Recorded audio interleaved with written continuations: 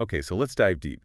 We're looking at your sources on Alice in Borderland Season 3, which seems to be generating a lot of buzz precisely because it's charting its own course.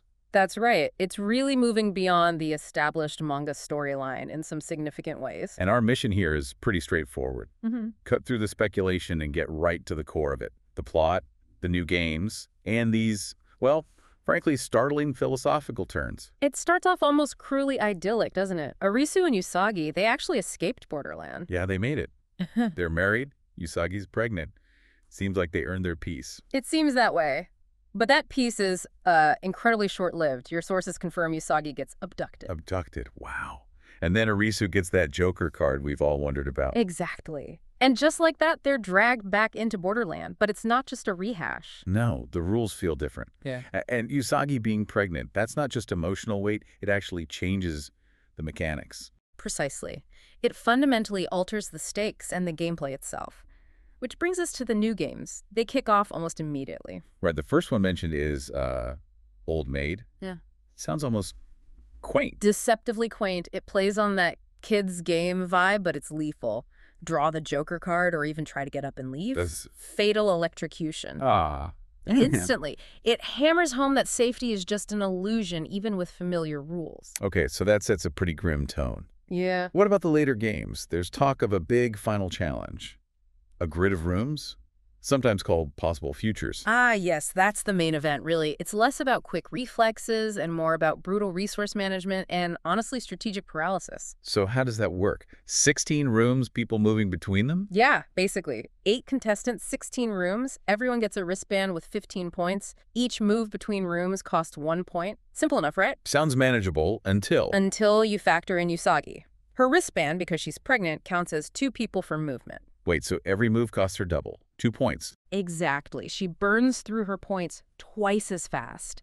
And movement for the whole group often depends on dice rolls, so her limitation restricts everyone. Oof.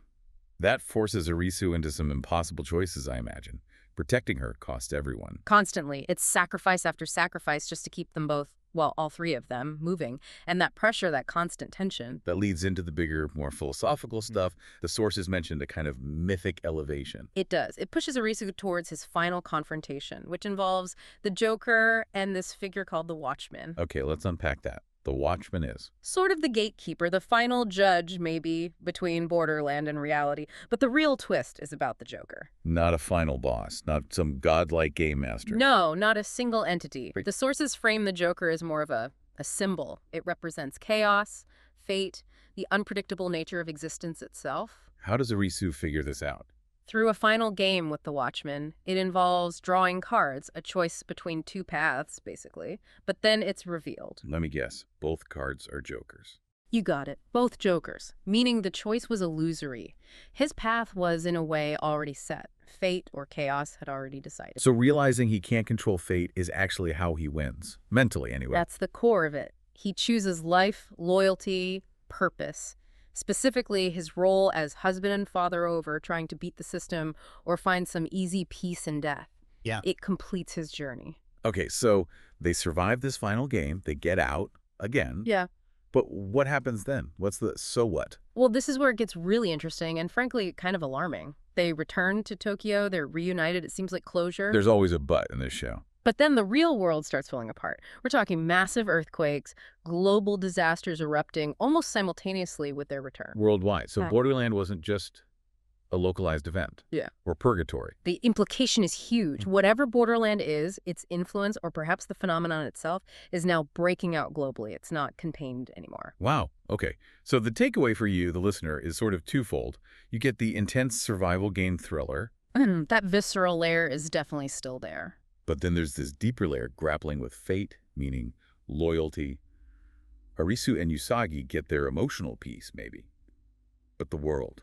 The world's fate is suddenly thrown wide open, which leaves us with a pretty provocative final thought to mull over. Go on. If this Borderland effect is now global, what about the unborn child? Their existence was literally a game mechanic, central to the final emotional stakes. Could that child, conceived perhaps between worlds or uniquely marked by Borderland, could they be key to whatever comes next?